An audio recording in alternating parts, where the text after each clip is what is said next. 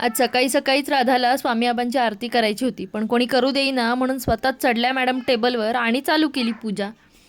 रुद्रांशची brush करण्याची speed बघता तो स्पायडरमॅनही मागे राहील शत्रूंना मारायला. मस्त सकाळचा गरमागरम चहा घेतला आणि दिवसभराच्या दिनचर्येला सुरुवात केली. देवांकडे पाहिलं की आपसुकच मन प्रसन्न होतं ना. आज राधाला कढी खायची होती म्हणून पटकन तिच्यासाठी कढी बनवली. तिचं नाव फक्त राधा आहे, पण श्रीकृष्णासारखं दही, दूध, लोणी सगळं आवडतं मॅडमना. आज आमच्या शेजारचा ओजस आला होता, तर राधा त्याला तिची सुंदर सँडल दाखवत होती. पण नंतर दोघांत करार होताना दिसला, माझी वस्तू तू घे, तुझी वस्तू मला दे. पण आपली राधाबाई म्हणजे राधाबाई आहे, डायरेक्ट नकार देऊन हत्तीवर बसून निघाली. आणि मॅडमनी सगळा सौदा बिस्किटवर आणून मिटवला.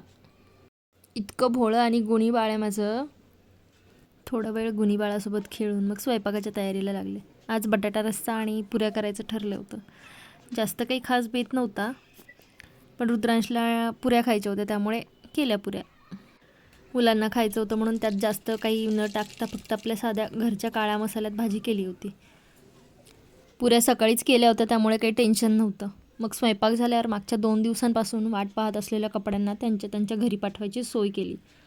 पण खरं सांगू ना, त्यांना घरी पाठवता ना मलाच घर सोडून जायची बारी आली होती. हुश, या पावसाने ना सगळी वाट लावली आहे बायकांची. म्हणजे पडला तरी टेन्शन आणि नाही पडला तरी टेन्शन. पण असो, कोणीतरी आहे जे इतकं कामातही सुखी आहे. दुसरं तिसरं कोण असणार आहे? राधाबाई. मी कपड्यांच्या घड्या घालेपर्यंत त्यांचं एक ऑपरेशन चालू होतं. काय माहिती काय करत होती, पण चालू होतं, शांत खेळत होती. मॅडमचं ऑपरेशन झालं की माझं काम व्यवस्थित झाले की नाही चेक करायला आल्या. असो, कपडे लावता लावता 2 वाजून गेले. रुद्रांश आला होता शाळेतून. आज काही घ्यायला गेले नाही त्याला, आईंनीच आणलं होतं. मुलांचं आणि माझं जेवण आटोपलं, मग राधाला झोपवायला घेतलं. मॅडम कशाच्या झोपतायत, आधी बाळाला झोपवायचं आणि मग स्वतः झोपायचं. पण शेवटी खेळून थकून झोपली. जागे असले की त्रास देतात आणि झोपले की करमत नाही. आईचं म्हण दुसरं काय.